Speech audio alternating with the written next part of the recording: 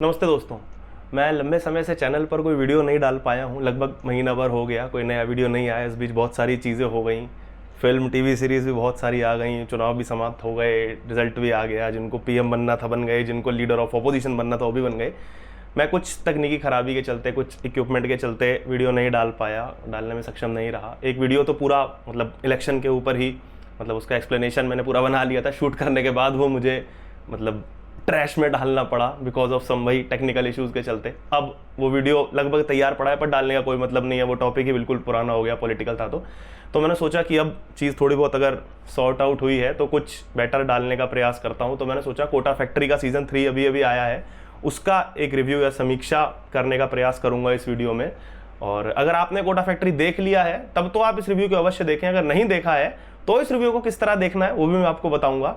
और चैनल पे अगर आप नए आए हैं तो सब्सक्राइब अवश्य कर दीजिएगा। वीडियो अच्छी लगे तो लाइक करिएगा, कमेंट करके अपने व्यूज़ बताइएगा और वीडियो साझा करना बिल्कुल मत भूलिएगा। तो दोस्तों, सर्वप्रथम मैं ये बता दूं कि क्योंकि मैं जो भी फिल्म के सीरीज़ के रिव्यू करता हूं मैं उसमें स्पॉइलर रहित रिव्यू करने का प्रयास करता हूं। मैं स्पॉइलर देना या कहानी भी उस तरीके से पूरी तरह बताना उसे सही नहीं समझता। पर ये एक ऐसा रिव्यू है या इसमें जो भी मैं बात करूँगा उसमें एक तरीके से बिना स्पॉइलर दिए चीज़ों को एक्सप्लेन कर पाना, उनकी व्याख्या कर पाना संभव नहीं है। तो मैं पहले ही बता दे रहा हूँ, ये स्पॉइलर वाला रिव्यू है। तो अगर आपने कोटा फैक्ट्री नहीं देखा है, क्योंकि हाल ही में आया है, बहुत कम लोगों ने देखा होगा, पहले 2 सीज़न अधिकतर लोगों ने देखे हैं, तो अगर आपको स्पॉइलर से कोई इतना फर्क नहीं पड़ता है, आप एक्टिंग के लिए या वही मनोरंजन के लिए ही सीरीज़ देखते हैं, तो आप ये वीडियो देख सकते हैं पूरा। और ज़्यादातर जो लोग सोशल मीडिया पे हैं, मुझे तो लग रहा है उन्हें तो स्पॉइलर मिल ही गए होंगे, तो आप उसी तरीके से इस वीडियो को देखें या ना देखें, आपके ऊपर है। अगर आपने अभी तक शो नहीं देखा है तो जब आप शो को देखेंगे उसके बाद ये वीडियो देखने अवश्य आए, ये मैं आग्रह करूंगा। तो वीडियो प्रारंभ करेंगे। इसमें 2 भाग हैं बेसिकली। पहले में मैं रिव्यू दूंगा और दूसरे में मैं ये समीक्षा करने का प्रयास करूंगा या मैं उस पर अपना विचार बताऊंगा कि कोटा फैक्ट्री जैसी जो सीरीज़ होती हैं या पिक्चर्स, यही टीवीएफ की ही बनाई हुई एक सीरीज़ है, इस तरह की जो फिल्में होती हैं, सीरीज़ होती हैं, उनके क्या सीक्वल या वो कहानी आगे बढ़नी चाहिए, उनके अगले सीज़न बनने चाहिए या नहीं, उस पर मेरे जो विचार हैं। क्योंकि मैं सोशल मीडिया पर भी कुछ लोग इस पर विचार पढ़ रहा था, भिन्न भिन्न विचार आ रहे थे, तो ये थोड़ा चर्चा का विषय है, मुझे ऐसा लगा। तो उस पर मैं वीडियो के अगले भाग में बताऊंगा। पहले भाग में हम रिव्यू करते हैं। तो सर्वप्रथम अगर कहानी से, प्लॉट से प्रारंभ करें तो जैसा कि मैंने बताया, टीवीएफ की क्रिएशन है तो सीधी सी बात है, लेखन तो उत्कृष्ट होने वाला है इसका। ये एक वही है ना, बेंचमार्क सेट कर दिया है टीवीएफ ने अपना। चाहे वो क्रिएटर हो, नाग कुमार हो, डायरेक्टर हो, राइटर हो, जितनी भी पूरी टीम जो है, प्रोडक्शन के मामले में, लेखन के मामले में, एक्टिंग के मामले में, सब लेखन में तो इनका हाथ नहीं पकड़ पा रहा है कोई फिलहाल। और देखिए यूट्यूब से निकले हुए, यूट्यूब के एक छोटे से एक रूम से ही शुरुआत करी इन्होंने वीडियोस बनाने की, और आज ये लोग कहाँ हैं कि नेटफ्लिक्स, सोनी लिव, अमेजोन, कोई ऐसा ओटीटी प्लेटफॉर्म नहीं बचा जहां इनकी सीरीज नहीं बिक रही हैं। हाल ही में पंचायत आया था, मैंने बताया पंचायत का भी मेरा पूरा रिव्यू लिखा हुआ था, मैं उसे शूट नहीं कर पाया बिकॉज ऑफ टेक्निकल रीजंस, पर कोई बात नहीं। लगभग सभी लोगों ने पंचायत देखा और लगभग 95-99% को वो पसंद ही आया है। क्योंकि वही जो मैं बात कर रहा हूँ कि इतनी उत्कृष्ट लिखाई है ना, पात्रों का लेखन इस तरीके का होता है कि आप पहला सीजन, दूसरा सीजन, तीसरा सीजन, पात्र जैसे जैसे ग्रो कर रहा है, आपको लग रहा है कि वो आपके साथ साथ ग्रो कर रहा है। उदाहरण के रूप में जैसे यहीं पे हम कोटा फैक्ट्री की हम बात करें, वैभव का पात्र, आप सोचिए कोई बच्चा, कोई छात्र जो आईआईटी की नहीं, मैं कहूँगा कोई भी कोचिंग कर रहा है, किसी भी तरीके की तैयारी कर रहा है, वो अगर वैभव के पात्र को देखेगा, उसने देखा होगा पहले सीजन में, दूसरे सीजन में, तीसरे में, वो उसके साथ साथ ग्रो किया है, उसकी क्या क्या समस्याएं हैं या उसको कहाँ कहाँ उसका टीचर किस तरह गाइड कर रहा है, जीतू भैया का जो पात्र है। तो आपके साथ साथ जब आपको पात्र ग्रो होता हुआ दिखता है, और अगर आप स्टूडेंट नहीं है, जैसे मैं स्टूडेंट नहीं हूँ, फिर भी मैं उसे रिलेट कर पा रहा हूँ वहाँ पे कि हाँ यार, ये समस्या तो एक समय पे मुझे भी आई थी। तो इस तरीके की लिखाई, इस तरीके के पात्र लिखना, ये बहुत कठिन होता है और इसमें टीवीएफ को महारत हासिल है, चाहे वो कोई भी हो। देखिए ना, ये तो एक स्टूडेंट का पात्र था। रूममेट्स में उन्होंने कपल दिखाए हैं जो कि एक दूसरे से इतनी नोकझोंक करते हैं, लड़ते हैं, फिर भी उन दोनों के बीच में प्रेम है।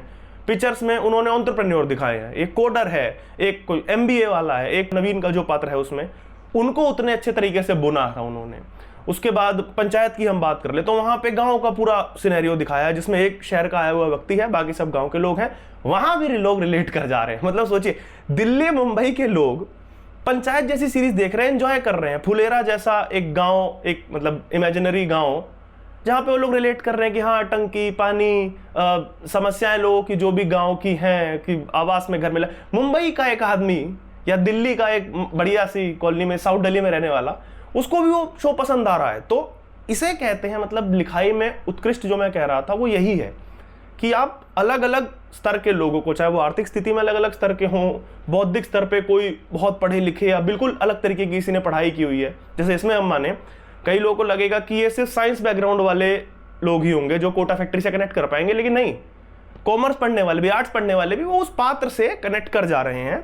तो ये एक अच्छी लिखाई को दर्शाता है। तो स्क्रिप्ट तो एज ऑलवेज, उसके बाद जो पात्र, जीतू भैया का जो पात्र है, जिन्होंने देखा है वो लोग जानते हैं कि बहुत उत्कृष्ट लिखा गया है। उससे भी बढ़िया जितेंद्र कुमार ने एक्टिंग की है, तो यहाँ पे भी वैसा ही है। कहानी अगर वही एक लाइन में बताना चाहूँ, अगर आपने पहले 2 सीजन देखे हैं तो आपको पता होगा IIT का पेपर आ रहा है, तो अंततः IIT का पेपर जो है सबका हो जाता है। वैभव जो हमारा मेन पात्र है, उसके बाद दोस्त जो भी हैं, मीना, उदय और बाकी वर्तिका वगैरह, सबका पेपर हो जाता है, रिजल्ट आ जाता है, और वही स्पॉइलर अलर्ट कि वैभव का सिलेक्शन नहीं होता है। इसके साथ ही एक और महत्वपूर्ण चीज है, जीतू भैया का जो पात्र है उनके जीवन में एक महत्वपूर्ण मोड़ आया है। तो ये पूरा एक लाइन में अगर मैं प्लॉट बताऊं तो ये हो गया। जीतू भैया की बात हो गई है, तो फिर एक्टिंग की बात कर लेते हैं प्लॉट के बाद। Jitendra Kumar, as we all know that TVF, the gem that TVF gave to Bollywood and to all of अस।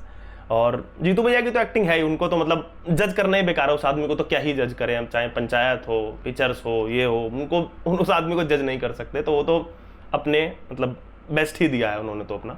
इसके साथ ही बाकी सब जो पात्र थे उनकी भी वही एक्टिंग उसी तरीके की है, जहाँ जहाँ पे स्ट्रॉन्ग लगना था वहाँ पे लगे हैं। जहाँ मुझे जो थोड़ी सी कमी लगी, या कमी कहेंगे, या मुझे वही जो पूरे कॉन्सेप्ट से थोड़ा सा इशू है कि अगले सीजन, तो मैं वीडियो के अगले भाग में बताऊंगा कि कहाँ वो चीज़ जो ये एक्टिंग वाली है वो वहाँ टच कर रही है, जो मैं कहना चाह रहा हूँ कि अगले सीजन बनने चाहिए थे या नहीं, अगर नहीं तो क्यों, अगर हाँ तो क्यों।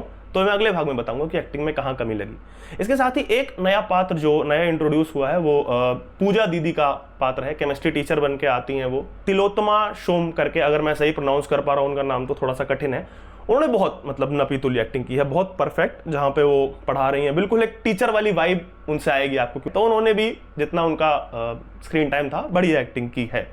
और जैसा कि आगे के लिए ओपन एंडिंग छोड़ी गई है, शायद आगे एक्टिंग अच्छी करेंगी वो। उसके बाद एक और महत्वपूर्ण चीज़ जो मतलब कोटा फैक्ट्री में मुझे अच्छी लगती है, मतलब TVF की तो रोचक लगती ही है, कोटा फैक्ट्री में खासकर एक चीज़ जो रोचक लगती है वो इनका सिंबोलिज्म और डिटेलिंग। मतलब किस तरीके से पात्र बुना जा रहा है, उसकी अगर समस्या है उसको उसकी रियल लाइफ में जो चीज़ चल रही है, जैसे कि यहाँ पे फिजिक्स की बात हो रही है, मैथ्स की बात हो रही है, उससे लेखक कि वैभव का पात्र एक समस्या लेकर आया तो जीतू भैया उसको किसी क्वेश्चन के माध्यम से समझा रहे हैं।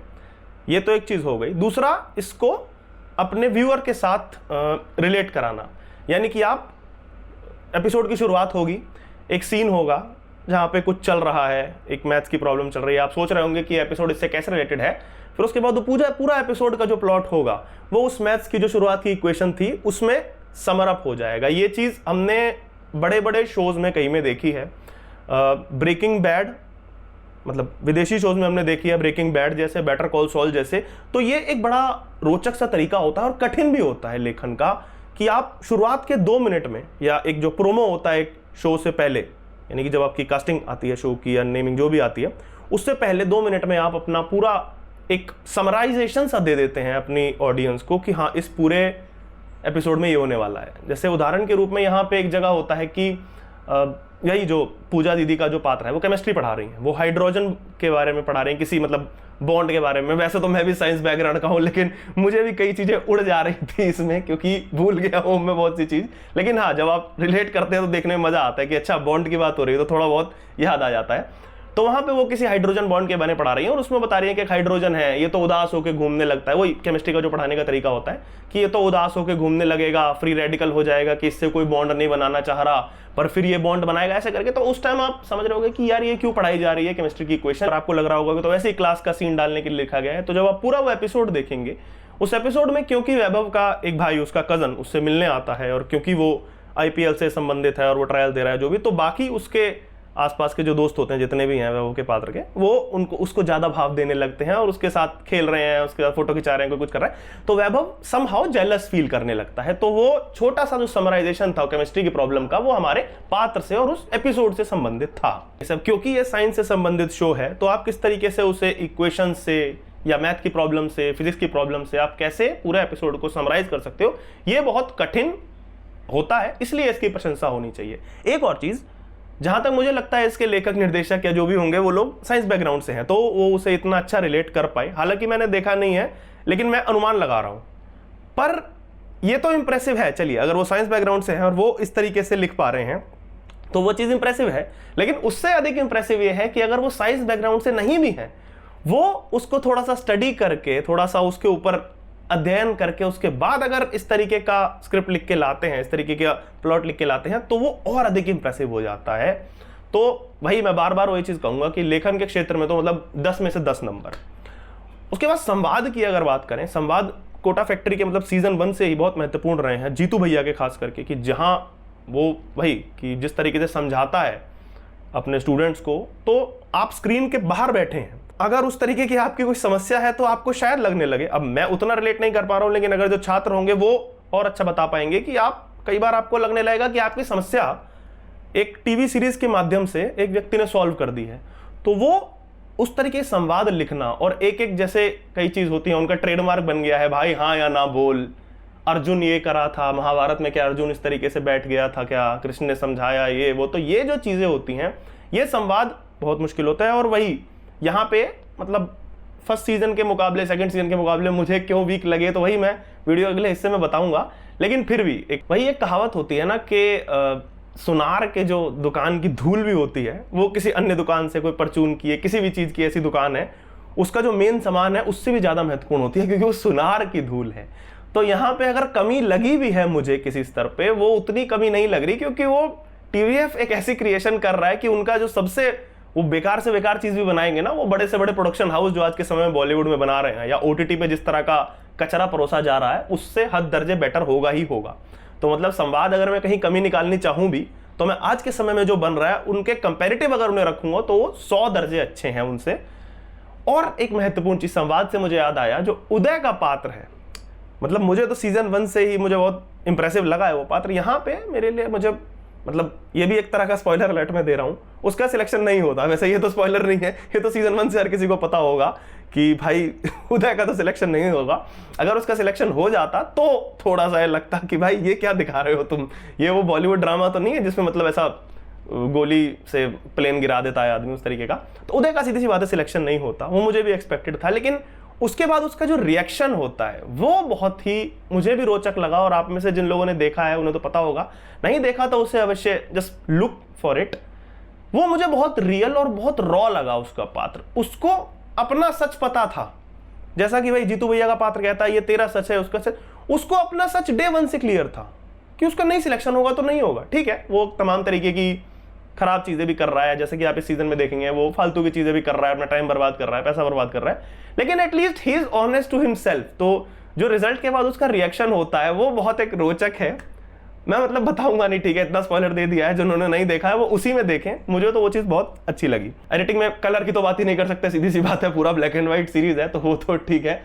सिनेमेटोग्राफी और एडिटिंग का एक, सिनेमेटोग्राफी का तो वही एक एरियल शॉट जिसको कहते हैं, सीजन 1 से आप देख रहे होंगे, ऊपर से एक ड्रोन शॉट लिया जाता है, सब कोचिंग से बाहर निकल रहे हैं, और एक जो ड्रोन शॉट जो पहचान थी कोटा फैक्ट्री की कि पहले सीजन का पहले एपिसोड का पहला जो सीन ही था कि वो एक अपने कोचिंग में उसका सिलेक्शन नहीं होता है, मतलब जिसमें महेश्वरी में वो सिलेक्शन लेने आया था और उसका नहीं हो पाता, वहाँ से दूसरी कोचिंग प्रोडिजी जा रहा है, तो ऑटो का पूरा ड्रोन शॉट है, और उसके अंत में जब उसका हो जाता है तो वो वापसी है, वो तो एक ट्रेडमार्क बना ही लिया है इस मतलब कोटा फैक्ट्री ने। सेकंड सीजन में भी था, थर्ड में भी था, तो उसको बहुत अच्छा कंटिन्यू किया है इसके भी स्टार्टिंग में और अंत तक।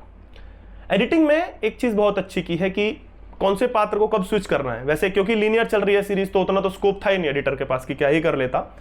पहले सीजन में फिर भी थोड़ा बहुत एडिटिंग का स्कोप था कि पुराने लोगों के मतलब फ्लैशबैक दिखा रहे थे बीच में, अब वो स्कोप खत्म हो गया था तो लीनियर चली है। लेकिन फिर भी कहाँ एपिसोड खत्म करना है, किस एपिसोड में क्या, कि यहाँ जीतू भैया पे फोकस्ड है, ये वाला इस पे फोकस्ड है, ये वाला उदय पे फोकस्ड है, तो वो बहुत अच्छा किया गया है। और किस पात्र का कब, वही मैं कह रहा हूँ ना कि कब उसकी परत कौन सी खोलनी है, वो बहुत अच्छे तरीके से काटा गया है। म्यूजिक की बात करें तो हाँ, गाने भी हैं सीरीज में, 1-2 गाने हैं। हालांकि मैं निजी तौर पे बताऊं तो मैं ध्यान नहीं दे पाया क्योंकि मेरा प्लॉट पे और थोड़ा पात्रों को लेकर के उतना ध्यान था कि मेरा म्यूजिक पे उतना ध्यान नहीं गया। हाँ, अंत में जो एक गाना है उड़ जाएगा हंस अकेला, या हंस अकेला उड़ेगा करके, वो मतलब आप सुनेंगे उस सिचुएशन के हिसाब से उसके बोल जिस तरीके के लिखे गए हैं बहुत स्ट्रॉन्ग बोल हैं और वो सिचुएशन के हिसाब से बहुत बढ़िया जाता है। और मतलब टीवीएफ का तो वो रहा है इस सीरीज में नहीं, बाकी सब सीरीज में टीवीएफ वैभव बंधु मेरे ख्याल से उनका म्यूजिक देखते हैं। अब तो वो अलग अलग शायद डायरेक्शन में भी आ गए हैं। अभी एक वेरी पारिवारिक करके उनका सीरीज है, यूट्यूब पे ही है, वो मेरे ख्याल से वैभव बंधु ने उनको निर्देशन उसका किया है।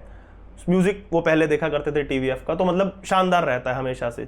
अभी हमने देखा पंचायत में गाना जो थे, मतलब हिंद के सितारा गाना है, पुराना लिखा हुआ है, बिहार में, यूपी में, हमारे पूर्वांचल में खूब चलता है, लोगों ने सुना भी होगा। लेकिन उसे जिस तरीके से प्रदर्शित किया गया, मनोज तिवारी ने गाया है, और जैसा गाया है मतलब शो से ज्यादा हिट तो गाना हो गया। वेरी पारिवारिक की जो मैंने बात की, उसमें एक तानी सुनला गाना आया है, वो भी बिहार का, मतलब शादियों में गाने जाने वाला लोकगीत टाइप का है, थोड़ा सा उसके बोल उसी तरीके के हैं, जिन्होंने सुना होगा वो जानते हैं।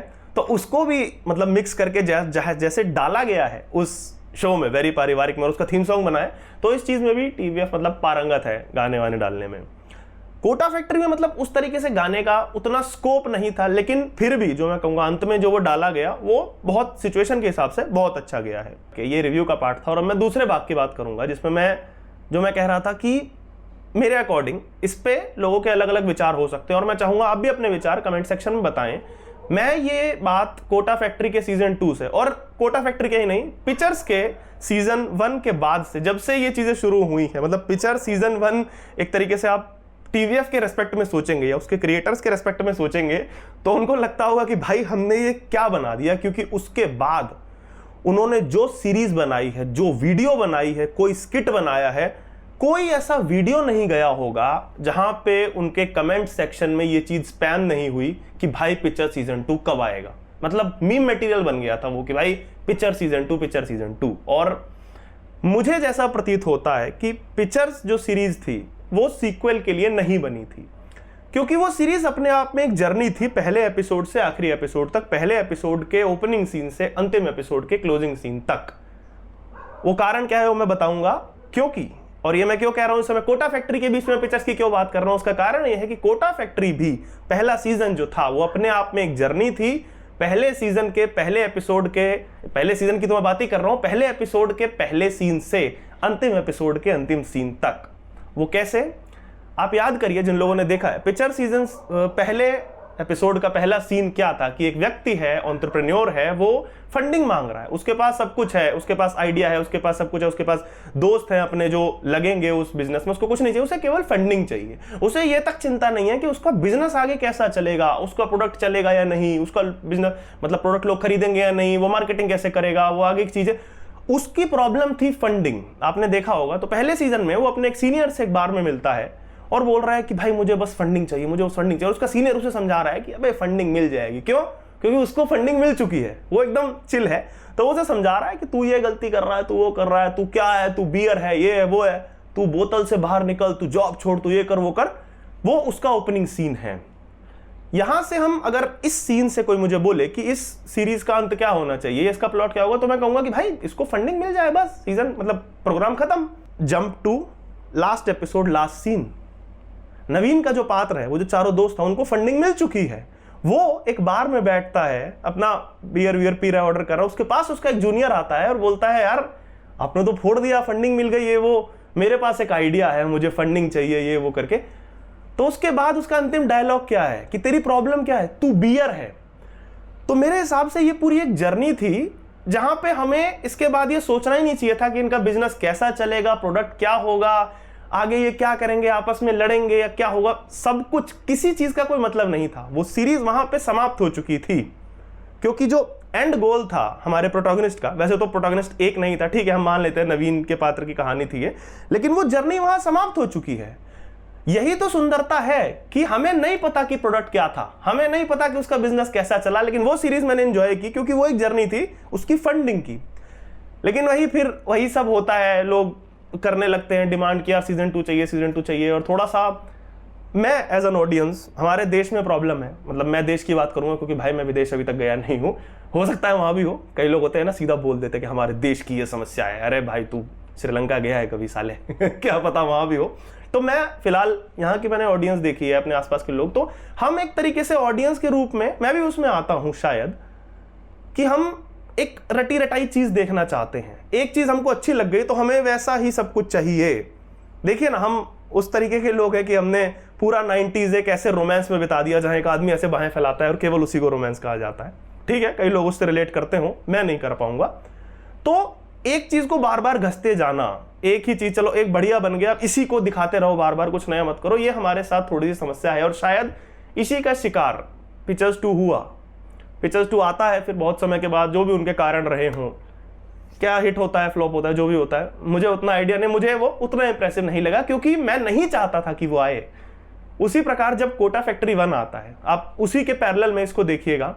कोटा फैक्ट्री 1 एपिसोड 1 का शुरुआत का सीन, या हम कहें कि शुरुआत का वैभव का पात्र जो है, उसका स्ट्रगल क्या था? क्या वो आईआईटी निकालना चाहता था? नहीं, उसको ये चिंता नहीं थी कि उसकी आईआईटी निकलेगी या नहीं, आईआईटी के बाद वो क्या करेगा, जॉब कहां लगेगी, पेपर आईआईटी में कैसे होंगे, आईआईटी में पास हो पाएगा या नहीं। वैसे ही जैसे पिक्चर्स में नवीन के पात्र को ये चिंता नहीं थी कि बिजनेस चलेगा या नहीं, पैसा कमाएगा, उसको चिंता थी फंडिंग। यहां पे वैभव की चिंता थी कि उसे महेश्वरी क्लासेस चाहिए। और जो लोग अगर कोटा गए हैं या आपके आसपास के लोग भी गए हैं, वो रिलेट कर पाएंगे इस चीज से कि कोटा अपने आप में एक कॉम्पिटिशन है। कॉम्पिटिशन आईआईटी वहां पे, मतलब वहां से प्रारंभ नहीं होता कि जब आप आईआईटी जाते हैं, वो आपका कंपटीशन कोटा के भाई विज्ञान नगर से प्रारंभ हो जाता है। तो उसको केवल महेश्वरी क्लासेस चाहिए था उस समय। तो पहले सीजन में, पहले एपिसोड में हम ये देखते हैं कि उसको नहीं मिल पाया, और वो महेश्वरी से प्रोडिजी, जो उसकी जर्नी, जो मैं बात कर रहा था कि एक ड्रोन शॉट जो लिया गया था कि वो जिसका ऑटो है वो महेश्वरी क्लासेस मेरे ख्याल से जो विज्ञान नगर में था, वो प्रोडिजी की तरफ जाता है और वो जर्नी देखते हैं। वो पूरा सीजन वहां पे बिताता है, अपने दोस्त बनते हैं उसके, उसको एक मेंटर मिलता है जीतू भैया के रूप में, जो मेंटर उसे आगे समझाता है। आपने अंतिम एपिसोड अगर आपको याद हो तो कहता है कि आईआईटी में तो तेरा होना होगा तो होगा, नहीं होना हो तो नहीं होगा। अभी तुझे अगर, मतलब अंतिम सीजन में जब वो महेश्वरी का टेस्ट क्लियर कर लेता है, लास्ट में हम जर्नी देखते हैं पूरी कि उसके दोस्त भी मना कर रहे हैं, सब मतलब दुखी हैं, ये वो, उसका ऑटो जो है वो प्रोडिजी से महेश्वरी क्लासेस की तरफ जाता है। वो एक ड्रोन शॉट था, वहां पे वो जर्नी समाप्त हो चुकी थी। अब आगे आईआईटी हो ना हो, उसे मिले ना मिले, कल को उसकी नौकरी लगे ना लगे, उसकी शादी हो ना हो, ये जर्नी का पार्ट नहीं था। Kota factory was just this auto ride from Maheshwari to Prodigy, and in the last episode from Prodigy to Maheshwari, that's it. वहां पे कोई सीजन 2 की आवश्यकता शायद हमें नहीं थी कि अब देखते हैं आगे क्या होगा, अब जीतू भैया क्या करेंगे वो। तो यहां मुझे थोड़ी सी समस्या लगी कि कोटा फैक्ट्री सीजन 3 क्या, अभी मैं यूट्यूब पर किसी का कमेंट देख रहा था बहुत अच्छा, तो उन्होंने लिखा हुआ था कि भाई अब सीजन 4 मत बनाना, कोई आवश्यकता नहीं है, बहुत अच्छी जर्नी है वो करके, लंबा सा उन्होंने कुछ हार्ट वाट बना के लिखा हुआ था। मैं उसको देख के मतलब पढ़कर हंसने लगा कि भाई मैंने ये चीज सीजन 1 में सोची थी कि 2 की भी आवश्यकता नहीं है। वो अपने आप में एक मास्टरपीस बन गया है। और ये ऐसा अकेला नहीं है, ऐसा बहुत शोज के लिए, बहुत फिल्मों के लिए मुझे लगता है। चाहे फिर वो एनिमल अभी फिल्म आई थी, एक मतलब आउट ऑफ द वर्ल्ड, एक बॉलीवुड ने बिल्कुल ऐसा आज तक कभी नहीं किया है, मास्टरपीस है वो बॉलीवुड। लोगों को 100 समस्याएं हो सकती हैं उससे, उसको लेकर के मैंने वीडियो भी बनाया है, होंगी, लेकिन वो मास्टरपीस है, आपको मानना पड़ेगा। संदीप रेड्डी वांगा का मास्टरपीस है। उसमें भी उस तरीके की एंडिंग छोड़ी गई है। अब लोग कह रहे हैं कि एनिमल 2 बनाओ, ये करो करो पार्क, मुझे उसमें भी मतलब मैं निजी तौर पे नहीं चाहता कि फिल्म बने। और मैं वही जो कह रहा हूँ ना, अकेला ये सीरीज नहीं, अकेली फिल्म नहीं है। फिर चाहे हम गैंग्स ऑफ वासेपुर की बात कर लें, अनुराग कश्यप, ठीक है, इंसान कैसे भी हैं, वो एक डायरेक्टर बहुत अच्छे हैं, फिल्म मेकर बहुत अच्छे हैं। उनसे आप देखिएगा, उनके साक्षात्कार, उनसे जब भी पूछा जाता है तो लोग वही कि भाई वासेपुर 3 आएगी क्या, वासेपुर 3, वो हमेशा, वो आदमी अभी इरिटेट हो चुका है इस सवाल से, वो कहता है कि नहीं आएगी। हालांकि उनके कारण दूसरे हैं। उनका कारण यह है कि मतलब उनका तो करियर ही उस तरीके का रहा था कि जो लोग अनुराग कश्यप को फॉलो करते हैं या जो मतलब उन्हें जानते हैं, उनको पहले से फॉलो करते आए हैं, तो वो जानते हैं कि वासेपुर उनकी बेस्ट फिल्म नहीं है। उन्होंने एक से एक मास्टरपीस बनाया है। वासेपुर एक मतलब हाँ होगी, दूसरे या तीसरे नंबर पे होगी, तो वो उसका कारण अलग बताते हैं। वो एक कारण बताते हैं कि जब तक मैं अंडररेटेड था यार, मैं बढ़िया चल रहा था, मेरे थोड़े बहुत ऑडियंस थी, मुझे देखती थी, सराहना करती थी। वासेपुर आई, मैं फट गया कि अरे भाई अनुराग कश्यप नाम का डायरेक्टर है ये वो। अब लोग मुझसे वही एक्सपेक्ट करने लगे, अरे वही दिखाओ यार, वासेपुर 1.5 बनाओ, वो शाहिद खान या जो भी था, सरदार खान, उसका एक और लड़का था, उसके ऊपर एक स्पिन ऑफ बना दो। ऐसे नहीं होता मतलब। अब और क्योंकि वो व्यक्ति जानता है कि अब वो बनाएगा तमाम तरीके की चीजें आएंगी, कंपैरिजन होगा, ये होगा वो होगा, तो उसने सीधा एकदम कर लिया। बहुत अटकलें आई थी बीच में कि वासेपुर 3 बनेगी, अब नहीं बन रही, तो उसने, ये भी एक कारण होता है कई बार कि कंपैरिजन, तुलना। हालांकि यहाँ पे वो नहीं हो रहा है, चाहे कोटा फैक्ट्री हो या वही मैंने पिक्चर्स की बात करी। हालांकि लोगों को, कई लोग थे जिनको पिक्चर्स 2 उतना पसंद नहीं आया था, मैं भी उनमें से एक हूँ, मैं ऑनेस्टली बता रहा हूँ। लेकिन हाँ, यहाँ पे वही जो मैंने बात कही थी कि वही ना कि सुनार के जो धूल है दुकान की, तो क्योंकि ये टीवीएफ है इसलिए हमको इनका एवरेज काम भी, जो कि अगर हम तुलना में देखेंगे पिक्चर्स 1 और 2 की तुलना में, तो 1 कहीं ज्यादा बेहतर है और 2 उतना अच्छा नहीं लगता, लेकिन फिर भी हमको बहुत अच्छा लगता है। क्यों? क्योंकि टीवीएफ। वो तो ऐसी ही चीजें, ऐसी किस्मत सबकी नहीं होती। बॉलीवुड में ऐसा बहुत बार हुआ है और चीजें फ्लॉप हुई हैं, बड़े बड़े निर्देशकों के साथ हुआ है ये। तो ये भी एक चीज रहती है, ये भी एक मतलब कारण है कि लोग ये करना पसंद नहीं करते।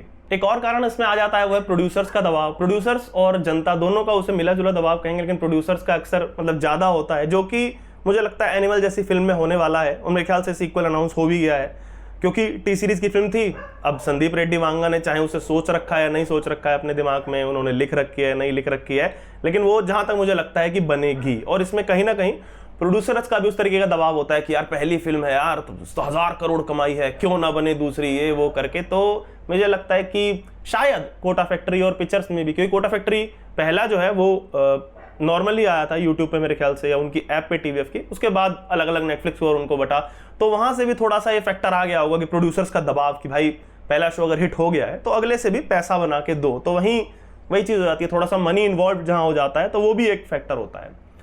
एक चीज अब आप इसमें कहेंगे कि नहीं यार तुम ये वाली बात ऐसे कह रहे हो, ऐसे तो पंचायत भी है, ऐसे तो गुल्लक नाम की एक सीरीज आ रही है टीवीएफ के, यहाँ दोनों वो क्यों बनते जा रहे हैं। हमें यहाँ पे समझना होगा छोटी सी चीज है, जो मैंने जर्नी की बात की, कोटा फैक्ट्री हो गया, पिक्चर्स हो गया, ये जर्नी थे। इवन एनिमल की अगर हम बात करें, वो कहानी एक ही बंदे की जर्नी की है। वो अपने बाप को लेकर के ऑब्सेस्ड है, ए से लेके बी तक वो जाता है, वो कुछ भी करने को तैयार है, मर्डर कर रहा है, ये कर रहा है, वो कर रहा है। अंत में जाकर के जब उसको पता लगता है कि उसके पिता को ऐसी बीमारी, तो वो डेड है। अब अगर उसके कहानी को मतलब आगे कोई प्लॉट सोचे भी, तो उसको कोई मारने आता भी है अगर दूसरा आदमी कि हाँ वेंडेटा हो गया है वो, तो कहेगा ठीक है मार दे यार। उसके जीवन का जो एक मकसद था कि हाँ भाई पापा पापा पापा, जो उसको सुबह शाम था, वो उसके लिए अब इररेलेवेंट हो गया है, तो उसका जीवन भी इररेलेवेंट हो गया है। तो अब उसको मार भी दोगे तो उससे फर्क नहीं पड़ता। तो ये जो जर्नी वाली कहानी होती है, इनमें स्टार्ट और एंड पॉइंट एक डिफाइंड है, प्री डिफाइंड, कि आप यहां से यहां तक करें, अपने आप में वो एक मास्टरपीस बन गया। वहीं पंचायत या गुल्लक जैसे शो की हम बात करें तो मतलब इनके तो 100 सीजन बन सकते हैं, क्योंकि यहाँ पे कोई प्री डिफाइंड जर्नी नहीं है। वहां छोटी छोटी जर्नी है सबकी। मतलब सचिव जी का पात्र है, उनकी अपनी ये जर्नी है कि एमबीए हो जाए। वहां पे सरपंच जी का पात्र है, उसकी अपनी ये जर्नी है कि भाई अगला इलेक्शन जीतना है। विकास का पात्र है, उसकी अलग जर्नी है। प्रहलाद चाचा का पात्र है, उनकी अलग कि भाई लोनलीनेस आ गई, या पहले खुश रहा करते थे बाद में। सबकी अलग अलग जर्नी है और हम उन सब में पैरेलली इन्वॉल्व होते हैं, ना कि कोटा फैक्ट्री की तरह जहां वैभव के पात्र की केवल एक जर्नी है और हम उसके पैरेलल चल रहे हैं। हम नहीं जानते कि मीना का निजी जीवन कैसा है, उसके भाई बहन है क्या है। अब उसका स्पिन ऑफ सीरीज बन जाए वो अलग बात है। वही है ना कि अब प्रोड्यूसर कह रहे हो या मतलब आप बनाना है, आपको लिखना है, तो फिर तो कुछ भी लिखा जा सकता है। लेकिन पैरेलली हम सीजन 1 की अगर बात करें तो हम एक पात्र बेस्ड थे, वहीं पंचायत में हम एक पूरे गांव बेस्ड थे। गुल्लक नाम की सीरीज में हम पूरे घर के साथ इन्वॉल्व थे। पंचायत की जो उसका एक एपिसोड एक सिनेरियो हो सकता है कि हाँ ये आवास योजना पे बेस्ड है, वो बैठे बैठे आपके दिमाग में आ सकता है कि आप कोई न्यूज देख रहे हैं, टीवी देख रहे हैं कि यार एक एपिसोड तो इस पे भी लिखा जा सकता है। गुल्लक के जो राइटर हैं वो घर में चाय पीते पीते कुछ आसपास सिनेरियो कुछ हो रहा है, तो उनके दिमाग में आ जाए यार इस पर तो एक एपिसोड लिखा जा सकता है। तो इनके एपिसोड ऐसे दिमाग में आ सकते हैं। और ऐसा भी हो सकता है कि आप महीना भर बैठे रहें और आप कुछ ना लिख पाए। एक दिन ऐसे रात में आप बैठे हैं, कुछ हुआ कि अरे यार इस पर तो एक एपिसोड। तो पंचायत और गुल्लक ये इस तरीके की जो सीरीज है, वही जो मैं कहा फ्रेंड्स या 2.5 मैन एक सीरीज आया था, कई लोगों ने देखा होगा। एक बार्ने स्टिनसन का था, वो भी बहुत मशहूर सीरीज है, how I met your mother. तो ये उस तरीके के शोज हैं। ये एक समय के बाद समाप्त हो गए, लेकिन ये चाहे तो खींचे जा सकते थे ना, इनको तो आप 100 सीजन बना लो। तो यही अंतर है इन दोनों शोज में। ये मेरा विचार है मतलब इस कोटा फैक्ट्री को लेकर के, और जो जर्नी वाली मैंने बात की। अब जो मैंने कहा था मैंने कि मतलब एक्टिंग में कहा इसमें समस्या मुझे लगी, क्योंकि मैं मतलब मेंटली प्रिपेयर्ड इस शो के सीजन 2 के सीजन 3 के लिए भी नहीं था। तो मुझे कहीं ना कहीं चीज़ें रिपीटेटिव लगी।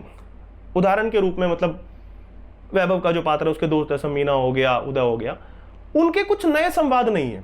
अगर मुझे एक रैंडमली मुझे एक लैपटॉप पे चला के छोड़ दिया जाए और पूछा जाए कि यार ये सिनेरियो है, बताइए कौन से सीजन 1 का है, 2 का है, 3 का है, दोनों आपस में बात कर रहे हैं मीना और वैभव, तो मैं नहीं बता पाऊंगा। क्यों? क्योंकि उनकी बातें सीजन 1 में भी लगभग वही थी जो 3 में है, कि भाई ये क्वेश्चन सॉल्व नहीं हो रहा, ये टेंशन हो गई, अब क्या करें, अरे जीतू भैया से पूछते हैं, या फिर अरे यार तू ये क्या कर रहा है इस चीज को लेकर के, तूने ये डीपीपी सॉल्व किया क्या, तूने उसका टेस्ट सीरीज दिया।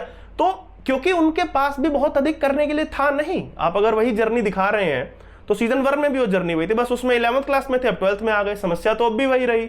अरे पेपर के 6 महीने बचे हैं, अरे पेपर के 3 महीने बचे हैं। अब वही मैंने कहा ना कि लेखक इतना उत्कृष्ट था, इस उत्कृष्ट स्तर का था कि वो उतने सिनेरियो में भी हमको इंप्रेस कर जाता है, चाहे वो वही सब चीजें डाले, केमिस्ट्री से रिलेट कर रहा है, फिजिक्स से कर रहा है, चाहे नहीं कर, कुछ नया नहीं लिख पा रहा, लेकिन फिर भी कहीं ना कहीं आप किसी पॉइंट पे ऐसा लगने लगता है कि यार ये तो रिपीटेटिव हो रहा है। ऐसा तो फर्स्ट सीजन में भी देखा था, सेकंड में भी देखा था। तो एक वो कारण लगा मुझे जहां थोड़ी सी एक्टिंग भी, चाहे वो मीना की है, वो बैकफुट पे आ गई। अब वो बेचारा हर बार वही, उसका वही रोल है कि सीजन 1 से वो उसे मोटिवेट करने की कोशिश कर रहा है, उसके अपने स्ट्रगल चल रहे हैं, तो आप कहीं ना कहीं कंफ्यूज हो जाते हो कि यार मीना का पात्र तो वहीं का वहीं, मतलब सीजन 1 में भी वही था, 3 में भी वही है, क्योंकि वो सच में उतना डेवलप तो नहीं किया ना, उसके पास स्कोप ही नहीं है डेवलपमेंट का। तो यहां मुझे थोड़ी सी कमी खली। अंत में एक और चीज जहां मुझे कमी लगी, वो मेरी निजी, मुझे थोड़ा सा प्रॉब्लमेटिक लगा कि ये भी थोड़ा सा वही स्पॉइलर अलर्ट है, कि थोड़ा सा मुझे निराशा हुई कि जहां मूव ऑन करते हुए दिखाया गया है यहाँ पे कि जीतू भैया का जो पात्र है उसको जो भी होता है वो लाइफ में मूव ऑन कर रहा है, टीचिंग छोड़ के आगे जा रहा है वो। वहीं जो वैभव का पात्र है, जैसा कि जिन्होंने देखा होगा जानते हैं, उसका आईटी क्लियर नहीं होता, वो रिपीटर बैच में आता है। यहाँ मुझे थोड़ा सा ये प्रॉब्लमेटिक लगा कि यहाँ मूव ऑन नहीं हो पाया, मतलब जीतू भैया का हुआ, वैभव का मुझे समझ नहीं आया कि यहाँ होते हुए दिखाया गया, वो तो वहीं का वहीं फंसा है। वो तो एक तरह से जो ट्रेलर में भी आपने देखा होगा, पूजा दीदी का जो पात्र है वो कहता है कि ये कोटा एक फैक्ट्री बन गया है, तो यहाँ तो एक तरीके से वही फैक्ट्री कल्चर जो था उसको प्रमोट कर दिया है कि यार रिपीट करके पढ़ते रहो जब तक ना हो। वही ठीक है, मैसेज अच्छा था कि यार और लगन से पढ़ेगा, निकालेगा जो भी, लेकिन मुझे लगा कि एक ऑल्टरनेट एंडिंग इसकी वैसे बेहतर रहती कि क्योंकि जैसे जीतू भैया का पात्र मूव ऑन किया अपनी समस्याओं से कि यार ठीक है, मैं स्टूडेंट्स का भलाई करना है तो मैं टीचर रहे बिना भी कर सकता हूँ, उसी तरह वैभव का जो पात्र था उसे भी एक अपने उस पागलपन नहीं कहेंगे, थोड़ा सा ऑब्सेशन, वही है, अंग्रेजी में थोड़ा अच्छा लगने लगता है तो वही मतलब उसका कि आईआईटी का वो था ऑब्सेशन, उसे साइड करके ठीक है यार आईआईटी नहीं तो जीवन समाप्त नहीं हो जाएगा, यहाँ जीवन खत्म नहीं होता, कुछ भी मिलेगा मुझे, कॉलेज मिलेगा, आगे और भी जीवन है, उसे मूव ऑन करते दिखाना चाहिए था कोटा से भी और आईआईटी से भी। कि पहले सीजन में, पहले एपिसोड में जो उसके दिमाग में केवल आईआईटी आईआईटी आईआईटी था, उसका नहीं हुआ, लेकिन फिर भी वो जीवन में कुछ कर पाया। तो ये भी एक तरीके का एक ऑल्टरनेट मैसेज होता, पर ठीक है, लेखक को लगा कि उन्हें उस तरीके का लगना चाहिए, तो वो भी कई लोगों को उससे भी रिलेट किया होगा जो आईआईटी की तैयारी कर रहे हैं, उनको हो सकता है उस चीज़ से मोटिवेशन मिली हो सकता है इसीलिए किया गया हो कि उनको मिले मोटिवेशन, या छात्र जो भी हैं कि भाई निराश नहीं होना, आप लगे रहो अपना जो भी आपका आपने पड़ाव माना है या जो भी।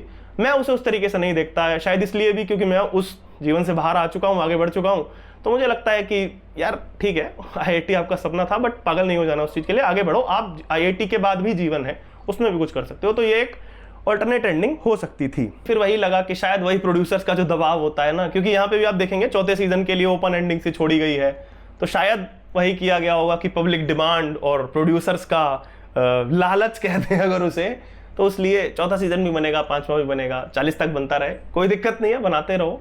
आइडियोलॉजिकली हो सकता है रिलेट ना करें, बट अच्छा प्रोडक्ट बनाए तो वही देखने में तो आनंद आता ही है। इसके साथ ही मैं एक और चीज़ रिकमेंड करना चाहूँगा टीवीएफ का ही, मतलब अगर कुछ नया आप देखना पसंद करते हैं, मेरी तरह आपको भी ऐसा लगता था कि यार नई जरूरत थी सीजन की, कुछ नया बनाओ, तो एक वेरी पारिवारिक करके एक सीजन है, टीवीएफ ने बनाया है, वो अवश्य देखिएगा। 8-10 एपिसोड उसके आए हैं, ह्यूमर बहुत अलग स्तर का लिखा है, बहुत बढ़िया स्तर का लिखा है, वैभव बंधु इसके निर्देशक हैं, और कई जगह पे आप डिसएग्री करेंगे जोक से, लेकिन आपको लगेगा लिखाई बहुत अच्छी हुई है। अगर आपने वीडियो यहाँ तक देखा है तो आपका बहुत बहुत धन्यवाद। अगर अच्छा लगा हो तो लाइक अवश्य करिएगा, कमेंट में अपने विचार बताइएगा कोटा फैक्ट्री के रिव्यू पर भी, और जो मैंने वीडियो का दूसरा भाग था उस पर भी। इसके साथ ही अगर आप सोशल, पॉलिटिकल, सिनेमा को लेकर के कमेंट्री, वन लाइनर्स, जोक्स पसंद करते हैं तो मैं सोशल मीडिया के हैंडल अपने पूरे नीचे डाल दूंगा, इंस्टाग्राम पे, ट्विटर पे आप मुझे फॉलो कर सकते हैं। मैं वहाँ पे वन लाइनर वगैरह लिखता रहता हूँ, मज़ा आएगा आपको पढ़ के, इस बात की मैं गारंटी देता हूँ। और वीडियो लाइक अवश्य कर दीजिएगा। चैनल अब तक सब्सक्राइब नहीं किया है तो सब्सक्राइब करे बिना मत जाना भाई, नीचे लाल बटन है, सब्सक्राइब कर दो, बेल आइकन दबा दो। धन्यवाद।